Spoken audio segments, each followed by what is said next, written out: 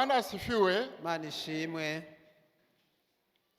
Moi, j'étais très content Jewe naranezerewe cyane quand j'ai vu tous ces écrits.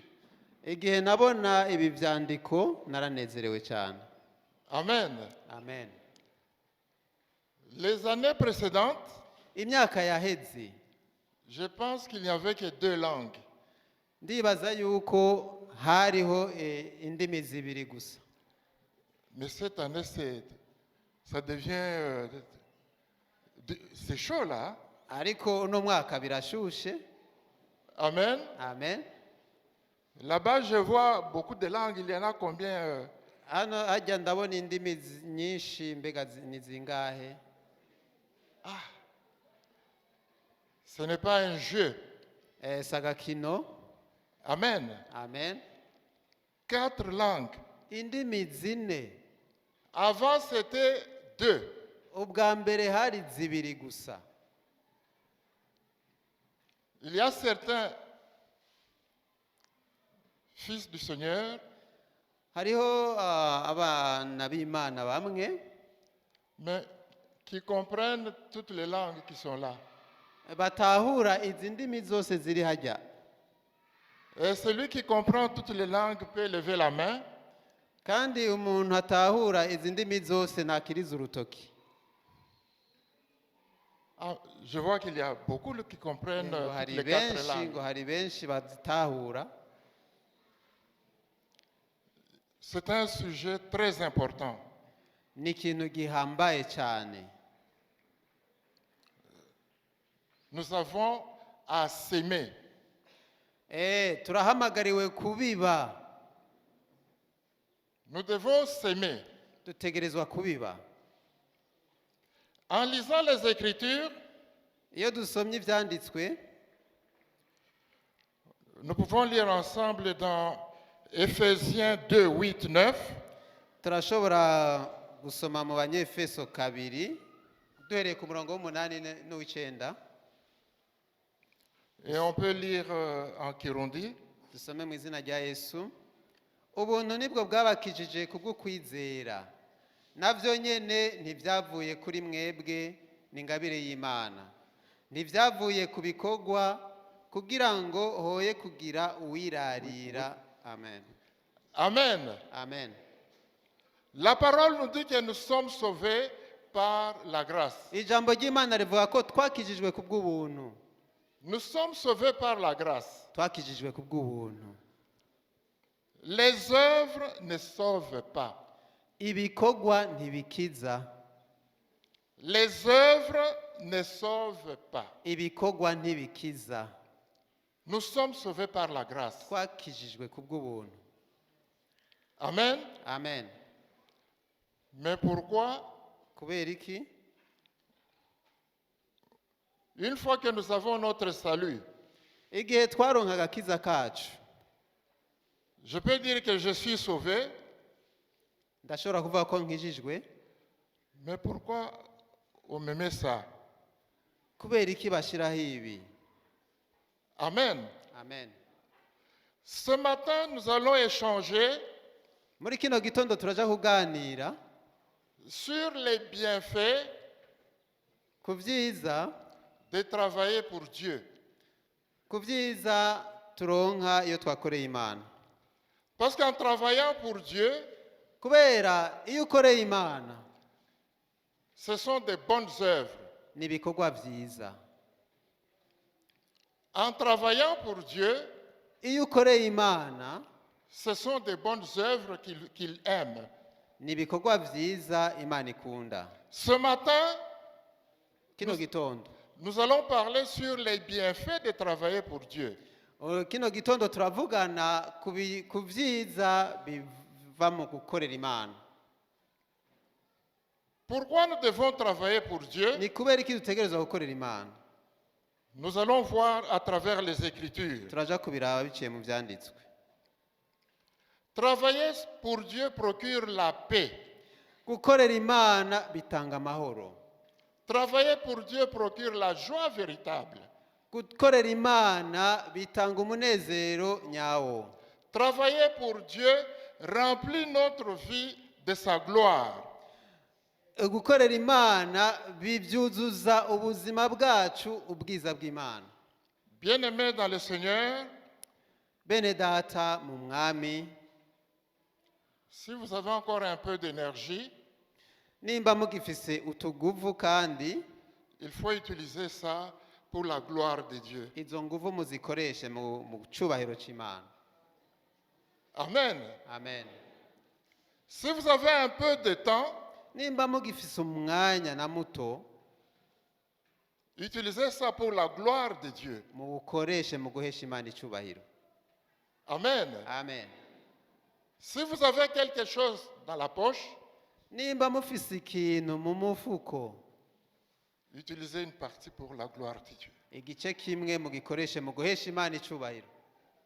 Amen. Amen. Dieu ne pourra jamais vous traiter comme les patrons de ce monde.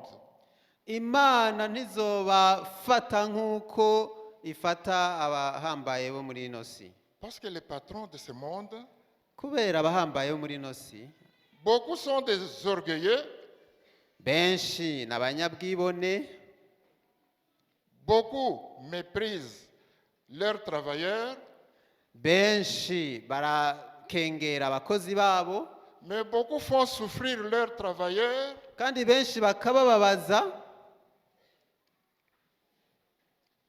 Beaucoup humilient leurs travailleurs. benshi barasuzugura abakozi babo. Mais il y a un patron. Ariko hariho umwami. Nous avons un patron. Turafise umwami umutegetsi. Nous avons un patron Turafise databuja qui ne peut jamais nous mépriser. atigera dukengera n'umusi wa rimwe. Nous avons un patron Turafise databuja qui est plein d'amour pour nous. yuzuye urukundo ku bwacu. Nous avons un patron Turafise databuja qui ne nous abandonne jamais. atigera duheba. Amen. Amen. Nous devons travailler pour ce patron-là. Tutegerezwa gukorera uwo mwami uyo. Les patrons de ce monde voient que ce qu'ils donnent là, ils vous donnent le ciel. Abahambaye bo muri ino si, ba databuja bo muri ino si bibaza yuko bashobora kuguha Et pourtant, bashobora kuguha ijuru. le salaire là, c'est minable par rapport à la récompense de notre patron. Ariko ivyo batanga, umushahara batanga ni muto cyane ugereranije n'ivyo Imana itanga. Amen. Amen. Je vous dis ce que j'ai vécu. Ndababwira ivyo nabayemwo. J'ai plus de 40 ans dans la foi. Namaze imyaka 40 mu kwizera. Il y a des choses que j'ai vues. Hari ibintu bibiri nabonye. Il y a des choses que j'ai vécues. Hariho ibintu nabayemwo. C'est exactement ce qu'on partage ce matin. Nico tugiye gusangira namwe muri kino gitondo. Si vous voulez vivre la gloire de Dieu, Nimba mugomba kuba mu bwiza bw'Imana, le secret est là. ikinyegezwa kiri hajya, ibanga riri hajya. Le secret est là. Ibanga niryo riri hajya. Travaillons pour le Seigneur. Dukorera Imana. Travaillons pour le Seigneur. Dukorera Imana. Dieu ne peut pas nous appeler Imana ntishobora kuduhamagara pour croiser les bras. kugira ngo tuzinge amaboko. Ah, je suis sauvé, Narakijijwe, je croise les bras. ndazinze amaboko. Dieu ne nous a pas appelés pour être inactifs.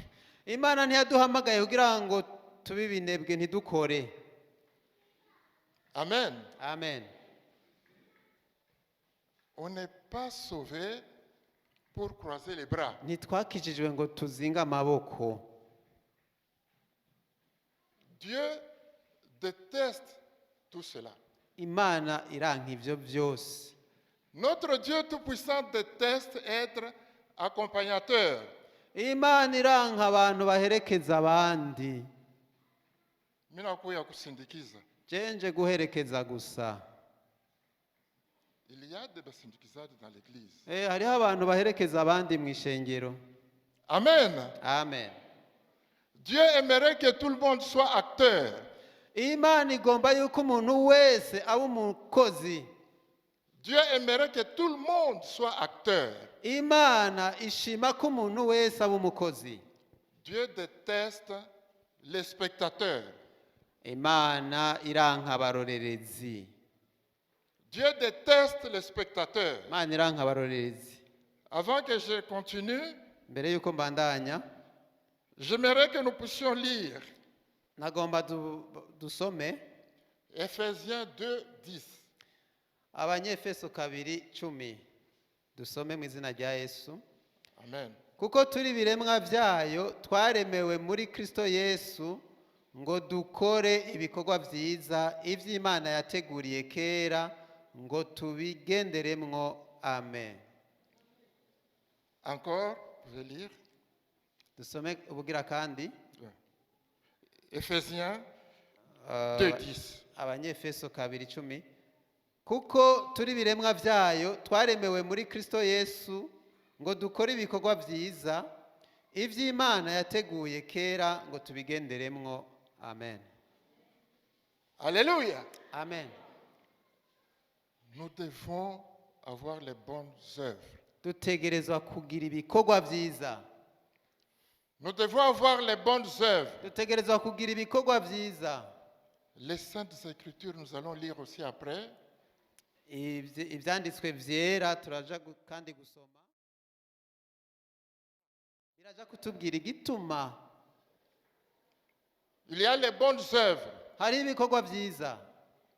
Nous allons voir aussi c'est quoi les bonnes œuvres. Turaja kubona kandi mbega ibikorwa byiza nibihe. C'est quoi les bonnes œuvres qui sont produites par le travail. Ibikorwa byiza nibihe bigaragazwa n'igikorwa. Amen. Amen. Nous devons avoir les bonnes œuvres. Dutegerezwa kugira ibikorwa byiza. Dieu qui nous appelle, Imana iduhamagara, chacun de nous a une mission. umwe wese arafise igikorwa. Chacun de nous a une mission. Umwe wese muri twebwe arafise igikorwa. Et quand la mission se termine, Kandi igikorwa iyo giheze, l'enfant de Dieu retourne à la maison. umwana w'Imana acagaruka imuhira. Tant qu'il n'a pas fini la mission avec vous, Imana itaraheza igikorwa namwe, vous allez toujours être en vie muzobandanya mubaho.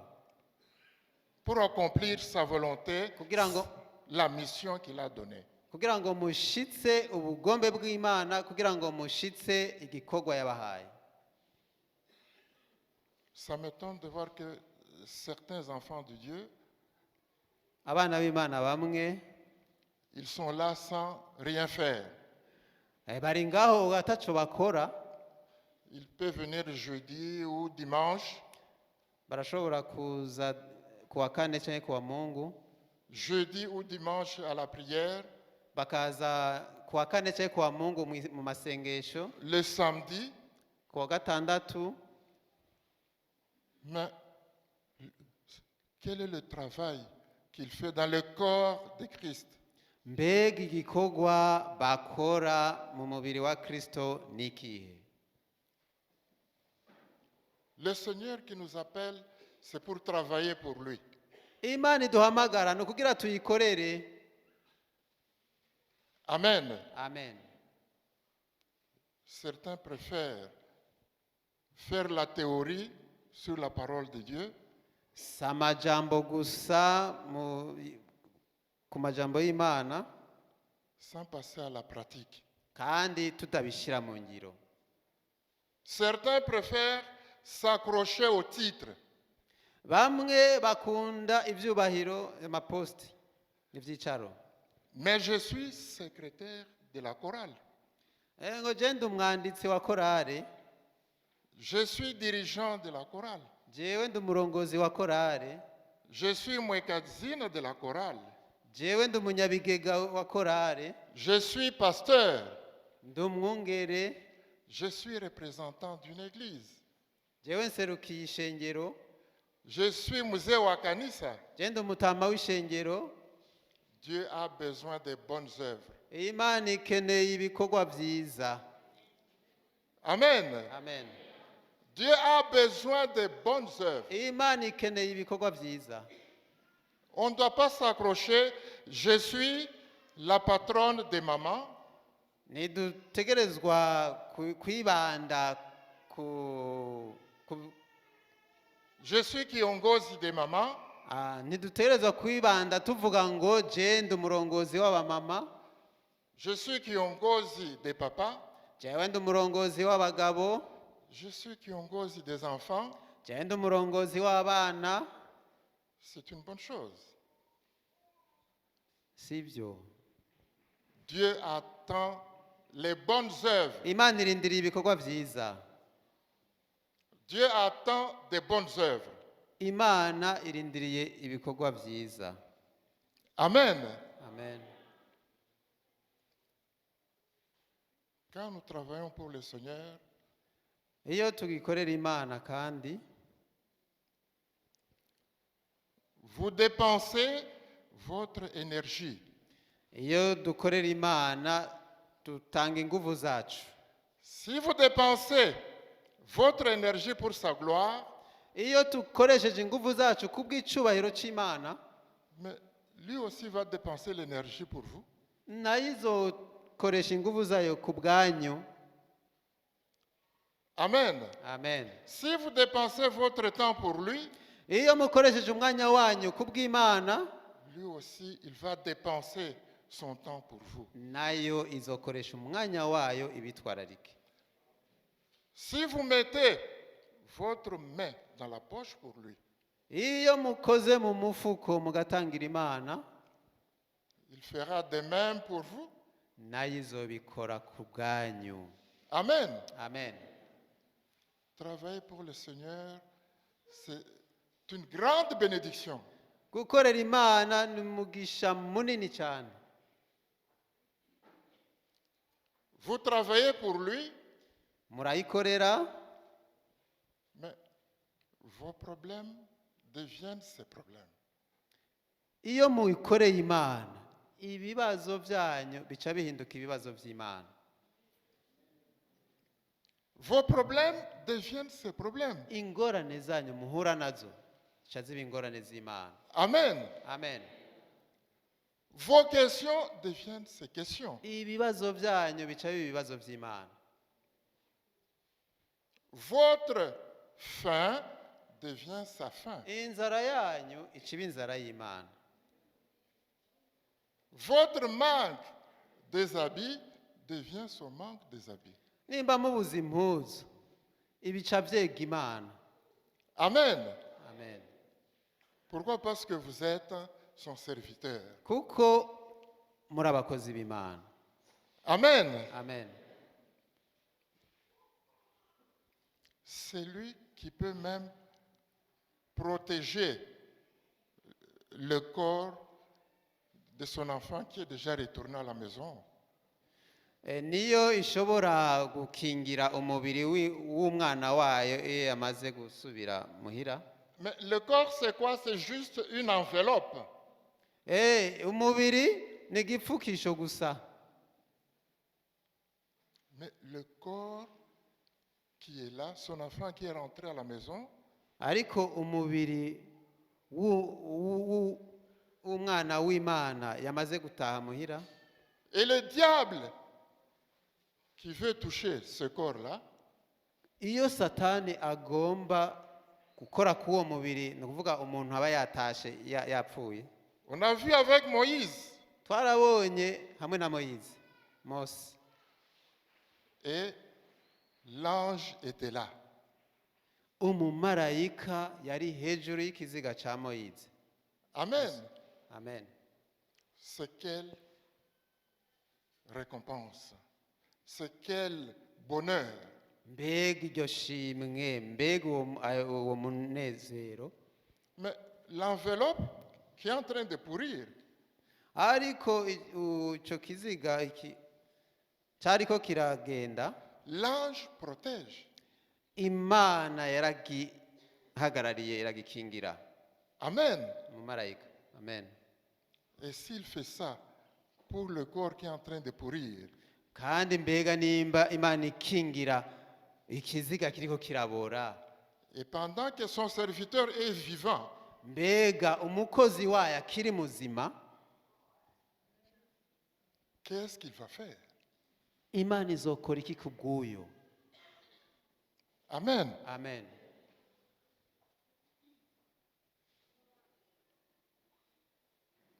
Nous devons travailler pour le Seigneur. dutegerezwa gukorera imana. Nous vivons la fin des temps. turiko tuba mu bihe bya nyuma. Les ténébreux abagendera mu mwiza travaillent très dur. bakora cyane. Alléluia. Amen. Les ténébreux travaillent très dur, abagendera mu mwiza bakora cyane. mais quelle récompense? L'enfer. mbega bazohembwa iki? umuriro. Et nous, twebwe Dieu du ciel et de la terre, imana yo mu ijuru n'isi, Dieu du ciel et de la terre, imana y'ijuru n'isi qui nous entoure de ses bienfaits, idukikuza ibyiza byayo, qui nous prépare une place au ciel, idutegurira ikibanza mu ijuru, comment nous allons travailler pour lui? mbega tuzoyikorera gute? Amen. Amen. Et même quand il nous donne ce travail, kandi naho n'igihe iduhaye igikorwa cyayo, c'est lui-même qui le fait avec nos mains. niyigaruka ikacikorera mugabo turi kumwe. Moi, j'ai dit, mais Seigneur, c'est toi qui fais tout ça. je nabwiye imana nti mana niwe ukora ibyo byose, En plus, j'ai toutes ces récompenses. kandi inyuma y'ibyo mfise amashimwe iranshimira. Je vais vous donner un exemple. ngiye kubaha akarorero. J'ai eu un message les semaines dernières nararonse inkuru mu ndwi iheze pour donner un montant pour la construction de l'église. kugira ngo dutangire inyubako z'ishengero. Mais bien-aimés dans le Seigneur, bene data mu mwami, vous savez très bien que je suis à la retraite. murazi neza ko jewe ubu ntagikora. Et Dieu a mis un montant à moi, imana hari igitigiri cy'amahera yanshize yambwiye, mais que je n'avais pas. Que je n'avais pas. Le montant, je n'avais pas. icyo gitigiri ntacyo nari mfise. Amen. ayo mahera ntayo nari mfise. Dieu met les chiffres dans mon cœur. imana yambwiye igitigiri cy'amahera mu mutima wanje. Dieu met les chiffres dans mon cœur. imana yashize igitigiri cy'amahera mu mutima wanje. Mais je dis, mais Seigneur, ariko naravuze nti mana, quand j'étais à genoux là, ce igihe jour-là, nari mfukamye aho hantu, mais tu sais que je suis à la retraite. urazi yuko ntagikora. Tu sais que je suis à la retraite. urazi ko ntagikora. Et la réponse, inyishu il m'a donné 2 ou 3 fois déjà cette réponse. yarampaye inyishu nka kabiri cyangwa gatatu. Celui qui t'a donné la retraite, c'est ton patron de ce monde ou c'est moi? uwaguhaye ako karuhuko mbega ni uganzi y'isi cyangwa ni jewe? Amen. Amen. Le travail de Dieu n'a pas de retraite. igikorwa cy'imana ntigifise akaruhuko, C'est jusqu'à la mort. ni ugushika gupfa. C'est jusqu'à la mort. gushika gupfa. Amen. amen. Je dis, mais Seigneur, comment je peux donner ce montant-là? Arabaza Imana ati mana ni gute notanga ayo mahera yose? Mes capacités se limitent là. Ubushobozi bwanje bugarukira hajya. Et il a mis la barre trop au-dessus. Hanyuma yanshize hejuru cyane. Amen.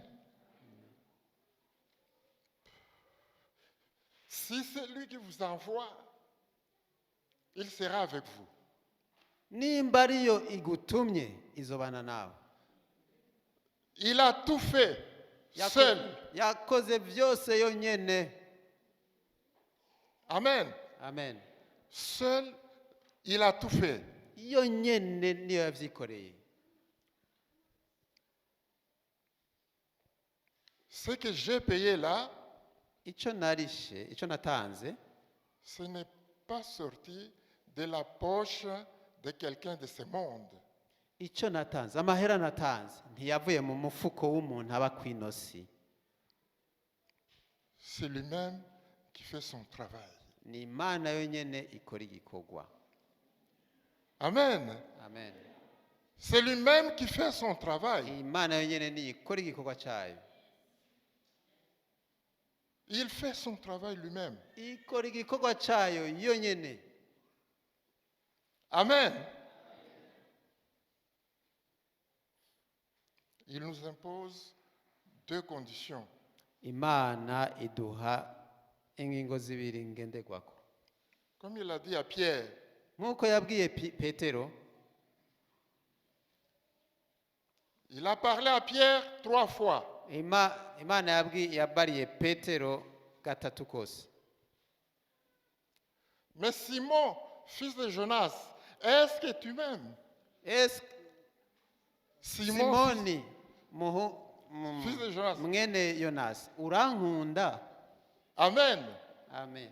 Il a posé la question. Yarabajije ikibazo.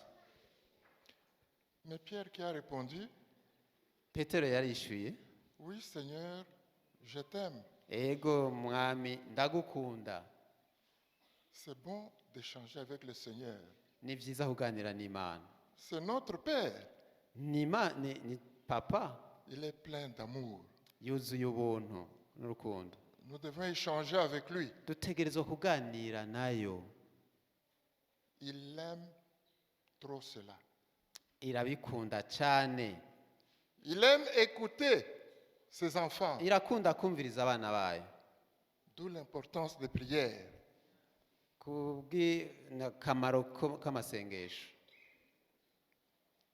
Amen. Amen. La deuxième fois, il a posé la question. Ubugira kabiri yarabajije ikibazo. La deuxième question, il a dit, Ikibazo cya kabiri yaravuze, Pierre, fils de Jonas, est-ce que tu m'aimes? Petero mwene Yonasi, mbega urankunda? Et il a répondu, je t'aime, Seigneur. Arishura ati ndagukunda mwami. Et la troisième fois, la même question. Kandi ubugira gatatu cya kibazo nyene. Ne jouons pas avec l'amour. Ntidukine n'urukundo. L'amour, c'est la base. Urukundo nigo rufatiro. Si nous aimons le Seigneur notre Dieu, Nimba dukunda umwami Imana yacu, mais c'est la base. nigo rufatiro. Souvent nous disons, Seigneur, je t'aime, Seigneur, je t'aime. Kenshi turavuga ngo mwami ndagukunda, mwami ndagukunda. Est-ce que nous aimons notre prochain? Mbega turakunda mwene data?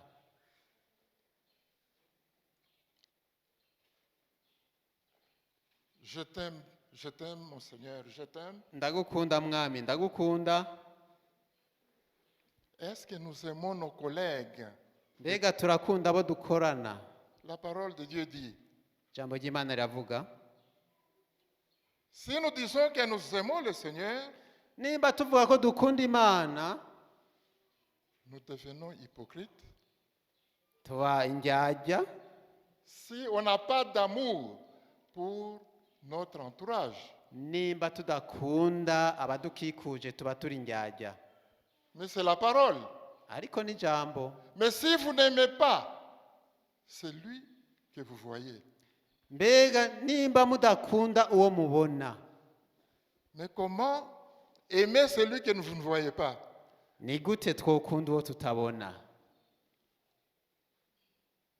Si nous sommes à chaque fois dans les mauvaises œuvres, Nimba umwanya wose tuba turiko dukora ibikorwa bibi, dans les mauvais travail, ibikorwa bibi, médisance, kuvuga n'aba bandi, calomnie, kwararaza abandi, insulte, gutukana, mépris, kugayana, et après je vais dire, Seigneur, je t'aime.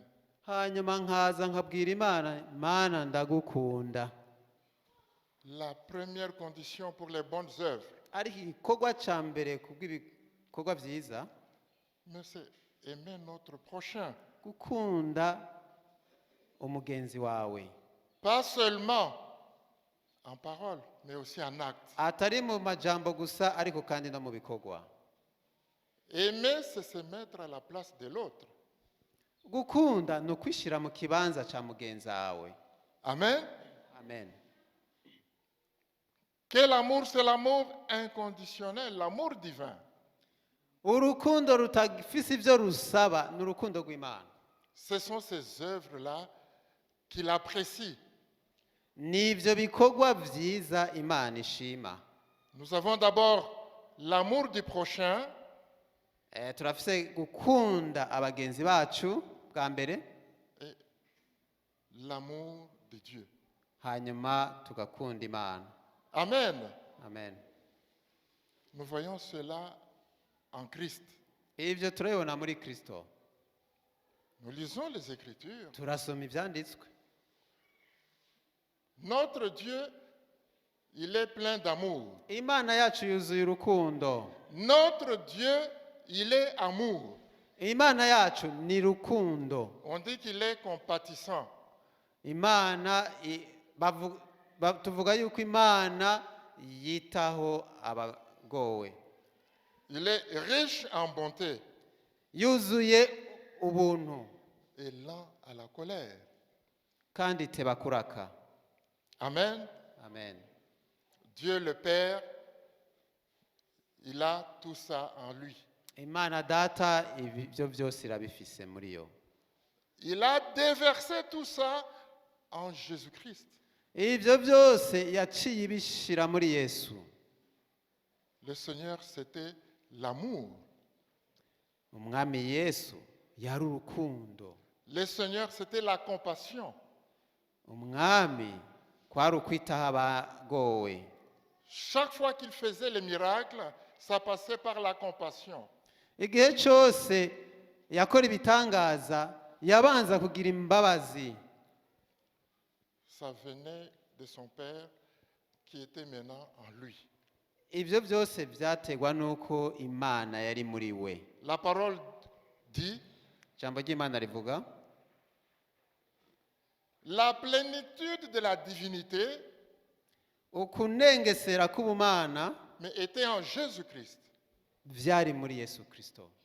Jésus-Christ, c'était l'homme à 100% et Dieu à 100%. Yesu yari umuntu ijana kwijana kandi yari Imana ijana kwijana. Ce que Dieu le Père a mis en Christ, Ibyo Imana data yashize muri Kristo, Christ a mis dans son Église. Kristo yaciye ahindukira bishira mu ishengero ryiwe. Amen. Amen. Quelqu'un qui dit qu'il est enfant de Dieu, Umuntu avuga yuko ari umwana w'Imana, sans amour, sans compassion, ata rukundo ata mbabazi, il doit se poser des questions. ategerezwa kwibaza ibibazo. Il doit se poser des questions. Ategerezwa kwibaza ibibazo. Amen. Amen. Ce que Dieu le Père était, il l'a mis en Christ. Icyo Imana yari iri yagishize muri Kristo. Et ce que Christ était, il l'a mis dans l'Église. Icyo Yesu yari yagishize mu ishengero. Amen. Amen. Nous devons avoir les bonnes œuvres. Dutegerezwa kugira ibikorwa vyiza. les bonnes œuvres. ibikorwa vyiza. Nous allons voir quelques raisons d'avoir les bonnes œuvres. Turaja kurabira hamwe igituma dutegerezwa kugira ibikorwa vyiza. Oui, voyons dans Matthieu 5:16. Muri Matayo igice ca gatanu ku murongo wa 16. Dans Matthieu 5:16, Muri Matayo gatanu 16 haravuga ngo abe ari ku muco wanyu ubonesha imbere y'abantu ngo babone ibikorwa vyanyu vyiza bahimbaze so mu ijuru. Amen. Amen. Les bonnes œuvres font glorifier notre Seigneur. Ibikorwa vyiza birashira hejuru umwami wacu. N'oublions pas pourquoi il nous a créés. Ntitwibagire igituma yaturemye. On ne doit pas oublier pourquoi il nous a créés. Ntidutegerezwa kwibagira igituma Imana yaturemye. Je pense dans Isaïe 43, verset 7. Ndibaza muri Yesaya igice ca 43 ku murongo w'indwi. C'est pour sa gloire. Ni kubw'icubahiro ciwe. C'est pour sa gloire. Ni kubw'icubahiro ciwe. Nous devons être dans les bonnes œuvres. Dutegerezwa gukora ibikorwa vyiza. Parce que celui qui n'est pas dans les bonnes œuvres, Coucou. il est dans les mauvaises. Kuko udakora ibikorwa vyiza ariko akora ibikorwa bibi. Il y a un choix à faire. Rero hariho guhitamwo. Il y a toujours un choix à faire. Misi yose tegerezwa guhitamwo. La lumière, les bonnes œuvres font glorifier notre Dieu. Umuco n'ibikorwa vyiza birashira hejuru Imana yacu. On a vu les cas de Job, Twarabibonye mu gihe ca Yobu, les cas de Siméon, ivyashikiye Simeo, les cas de Noé, ivyashikiye Nowa, et les exemples sont nombreux. ibigereranyo ni vyinshi cyane. Nous allons lire aussi dans Apocalypse 14:13. Turasoma mu vyahishuriwe Yohana 14 umurongo wa 13. Apocalypse 14:13. Vyahishuriwe Yohana 14 ku murongo wa 13 haravuga ngo numva ijwi rivuye mu ijuru rimbwira ritandika utuhereye none hahigwa bapfa bapfira mu mwami kandi mwemu aravuga ategome ngo baruhuke ubutame bwabo kuko ibikorwa vyabo bijana nabo bibakurikiye. Amen. Amen. Amen. Amen. Amen. Heureux ceux qui meurent en Christ, Hahigwa bapfa bapfira mu mwami car leurs œuvres les suivent. kuko ibikorwa vyabo birabakurikira. Leurs œuvres les suivent. Ibikorwa vyabo birabakurikira. Bien-aimés, tout ce que vous avez fait pour sa gloire, il y a 10 ans, 20 ans, 52 ans, il n'a pas oublié. Bene data, ibi byose mwakoze vyiza kubw'icubahiro c'Imana haca imyaka 10, imyaka 20, ntavyo yibagiye. Vous allez retrouver cela. Ivyo muzosubira kandi kubibona. Vous allez retrouver cela. Muzobona ingaruka yavyo. Heureux ceux qui meurent en Christ, Hahigwa abapfa bapfira mu mwami car leurs œuvres les suivent. kuko ibikorwa vyabo birabakurikira. Amen. Amen. Nous devons faire les bonnes œuvres, travailler pour le Seigneur. Tegerezwa gukora ibikorwa vyiza dukorera Imana. Nous devons travailler pour le Seigneur, Tegerezwa gukorera Imana parce qu'il ne peut pas nous abandonner. kuko ntishobora kuduheba. Il est toujours avec nous Yamana natwe pour nous fortifier. kugira dukomeze. L'énergie, comme je l'ai dit, Inguvu nkuko ndabivuga, dépensée pour sa gloire ne sera pas perdue. inguvu mukoresha kubw'icubahiro c'Imana ntizizogenda ubusa. Vous pouvez dépenser de l'énergie pour quelqu'un de ce monde Murashobora gukoresha inguvu zanyu mukorera umuntu w'isi et recevoir les blessures mugahembwa ibikomere et recevoir la déception, mugahembwa guhemukirwa, et recevoir la trahison. bakabagura, kabarenganya. On a vu les hommes dépenser l'énergie pour leurs épouses. Twarabonye abagabo bakoresha ingufu zabo bakorera abagore babo, Il travaille très dur pour son épouse, bagakora cyane kubw'abagore babo, mais l'épouse foule aux pieds cette énergie-là. mugabo umugore akabibona ibisanzwe. J'ai vu les femmes travailler dur pour leur mari, Narabonye abagore bakorera cyane abagabo babo, babitangira, très fatiguées, épuisées, bakaruha cyane, et la femme, qu'est-ce qu'elle reçoit comme récompense? mbega uwo mugore aronka iki nk'ishimwe? Mais des blessures, Ibikomere, la trahison, akagurisha, akarenganywa, la déception. agahemukirwa. Mais notre patron Seigneur Jésus-Christ, ce n'est pas comme ça. Ariko umwami wacu Yesu Kristo siko biri. Notre patron Jésus-Christ, ce n'est pas comme ça. Databuja wacu Yesu Kristo siko biri. Si nous avons encore un peu d'énergie, Nimba tugifise tuguvu kandi travaillons pour le Seigneur. dukorera Imana. Amen. Amen. La base, c'est l'amour. Urufatiro n'urukundo. La deuxième condition, il nous envoie lui-même. Il nous montre quel travail faire. Ikindi naco Imana iratwereka igikorwa dutegerezwa gukora. Ne travaillez pas sans amour. Ntimugakore atarukundo rurimwo. Ne travaillez pas sans amour. Ntimugakore mutabikoranye urukundo. C'est une perte de temps. Uko no gutakaza umwanya. Ne travaillez pas s'il n'a pas désigné ce que vous devez faire. Ntihagire ikintu mukora Imana itabarongoye icyo mutegerezwa gukora. Amen. Amen. Moi, j'ai demandé au Seigneur Je narabajije Imana de me montrer toujours ce que je dois faire.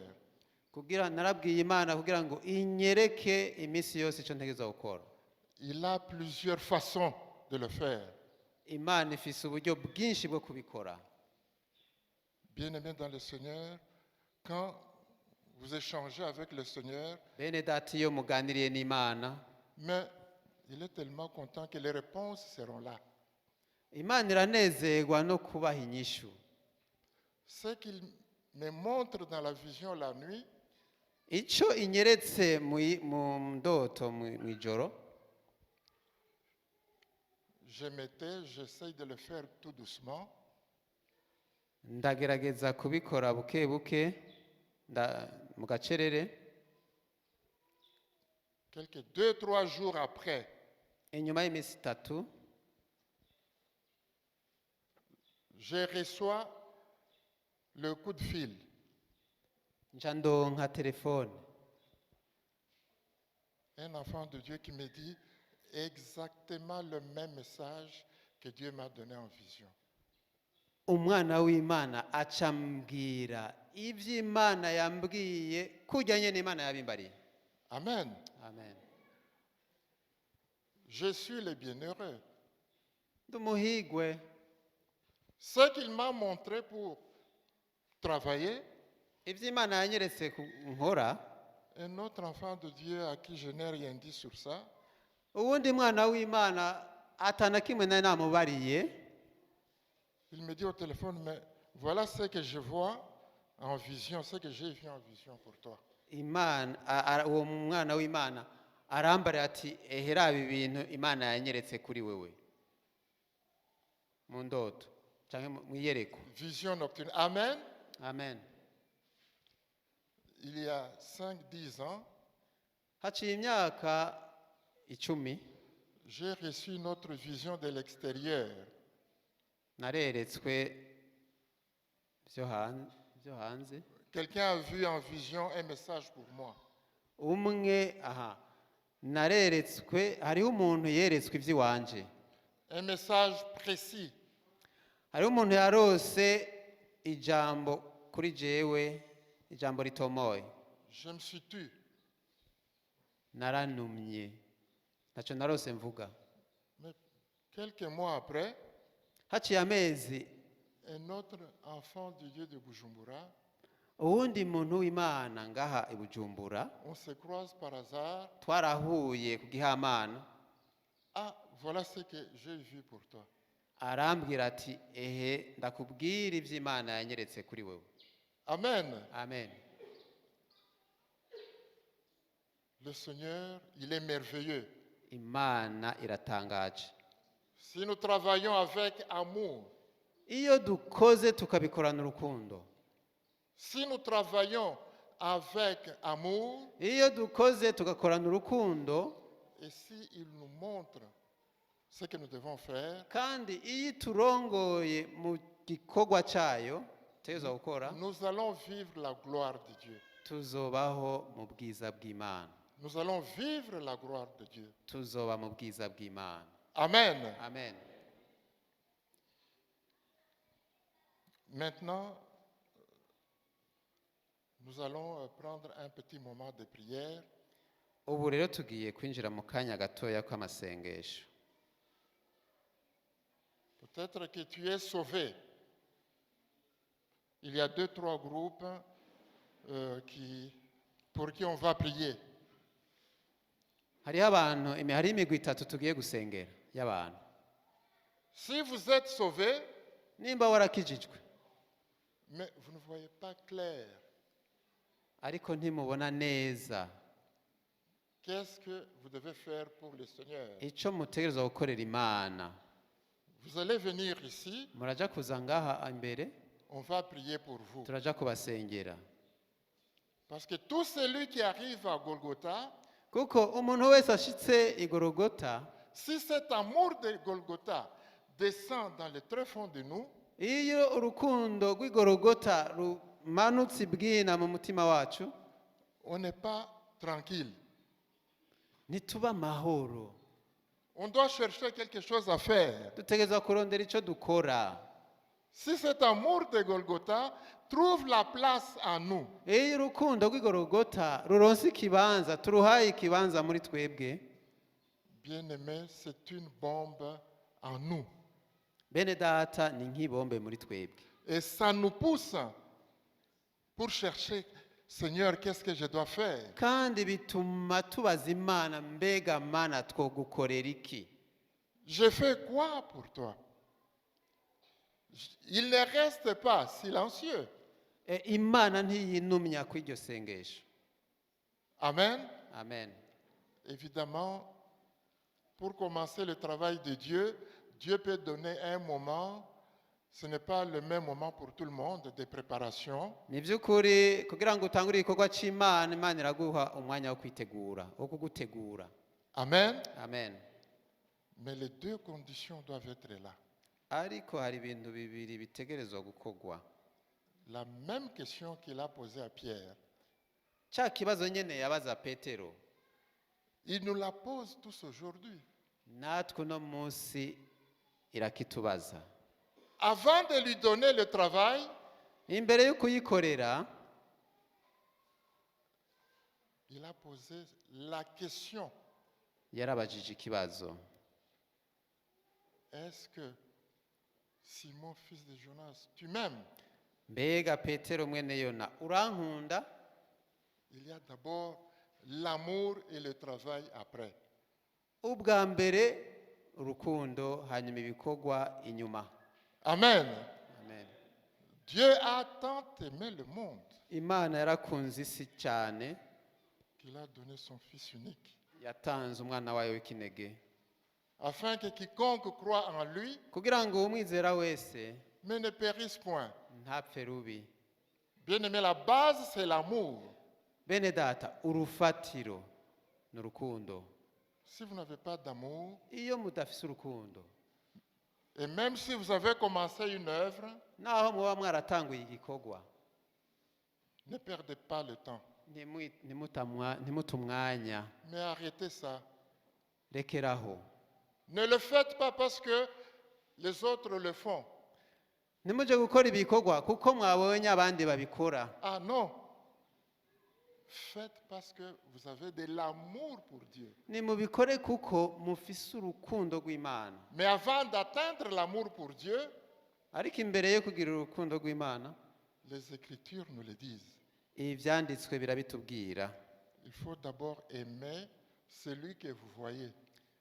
Mubanze mukunde abo mubona. N'allons pas avec l'hypocrisie devant Dieu. Nitugende n'uburyarya imbere y'Imana.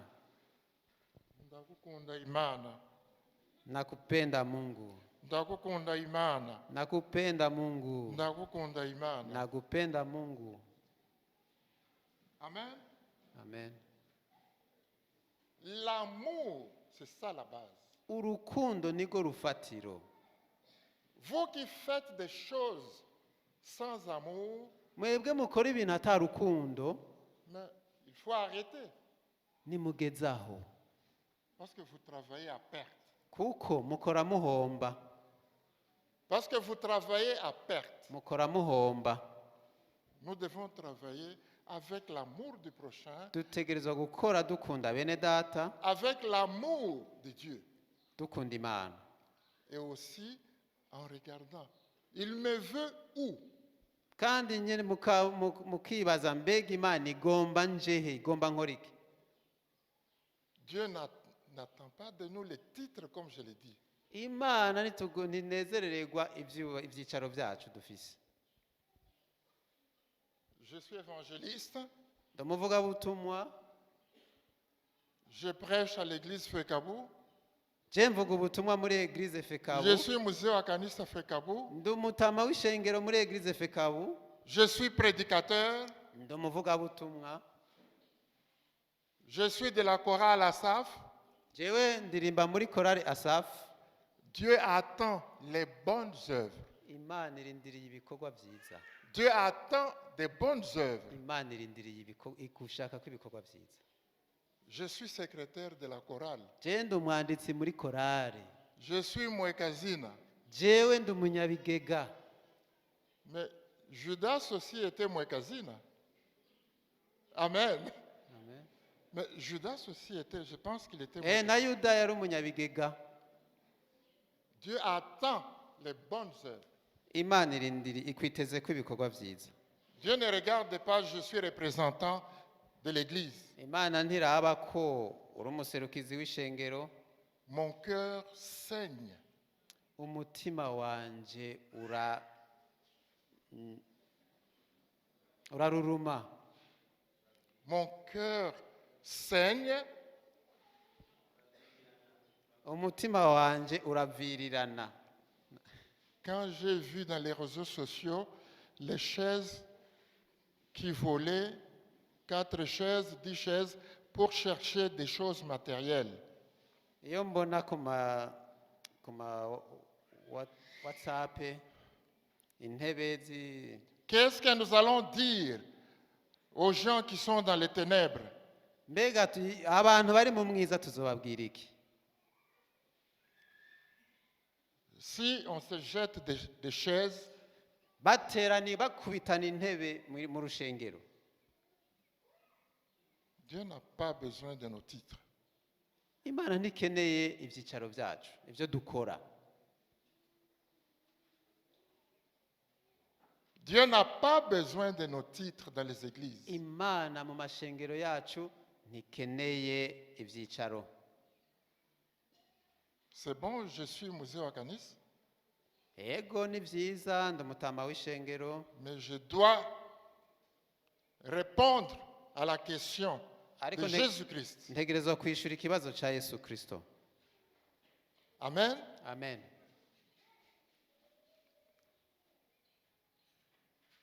Il a dit, Simon, fils de Jonas, est-ce que tu m'aimes?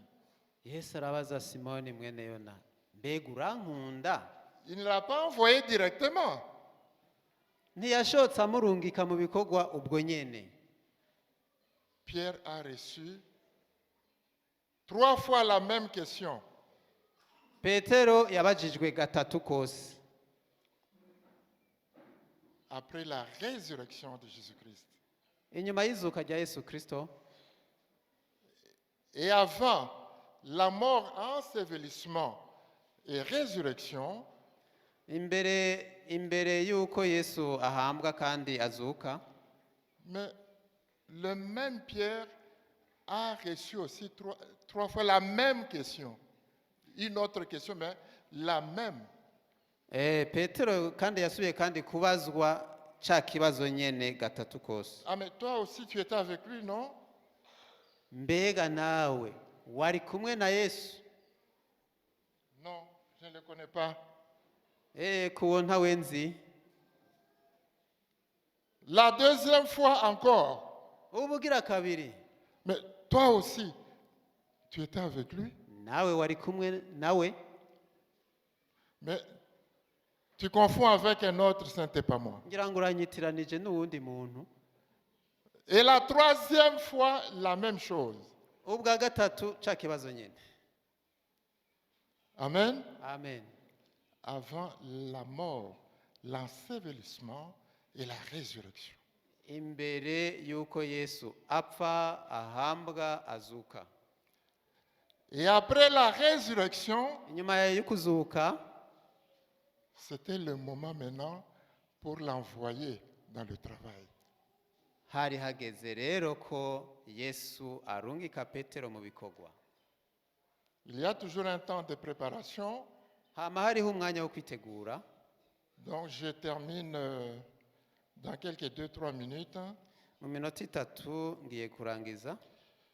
Parce que là, j'aimerais que nous puissions prier pour 2-3 groupes. Kuko nshaka yuko dusengera imigwi itatu yose. Mais lisons un peu Galates. Kadusome mu Bagalatiya. Galates 6, de 7 à 10. Dusome mu Bagalatiya gatandatu. Duhereye ku murongo w'indwi gushika ku 8. Galates 6 à 10. Muri Galatiya gatandatu guhera ku murongo Galates 6, 7 à 10. Dusome guhera ku murongo wa gatandatu gushika ku 10. Ariko uwigishwa ijambo ry'Imana ahe umwigisha mu byo yiza vyose. Ntimuzimire, Imana yo nicokogwa. Kuko icyo umuntu abiba cyose ari cyo azokwimbura. Ubiba mu buryo bw'umubiri azokwimbura ukubora mu mubiri. Ariko ubiba muri mwemu azokwimbura muri mwemu ubugingo budashira. Twame dukora ibyiza ntiducobogore, kuko igihe nicyashika tuzokwimbura nitutarambigwa.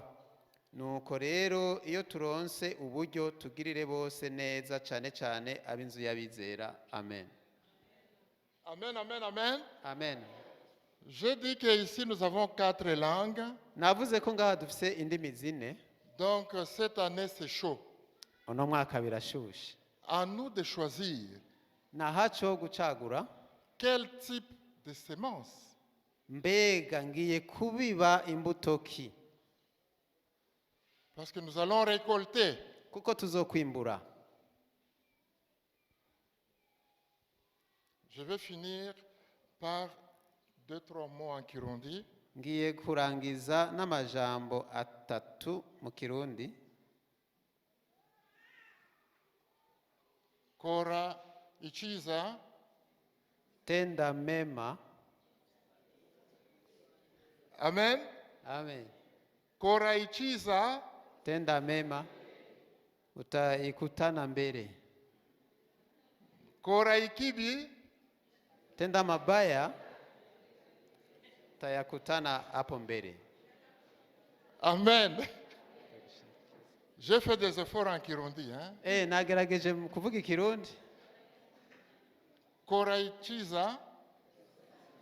Kora iciza. Uzogisanga.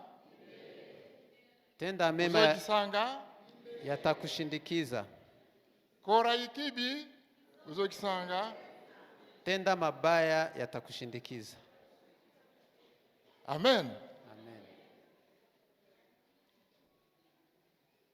Il y a les conséquences sur tout ce que nous faisons. Hama hariho ingaruka ku byo dukora byose. Ce que nous faisons, ça retombe sur nous. Ibyo dukora byose bitugarukako. Et sur la terre et au ciel. Bitugarukako ngaha ku isi no mu ijuru. Koraichiza.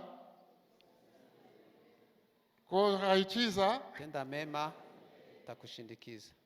Koraikibi. Tenda mabaya yatakushindikiza. Amen. Amen.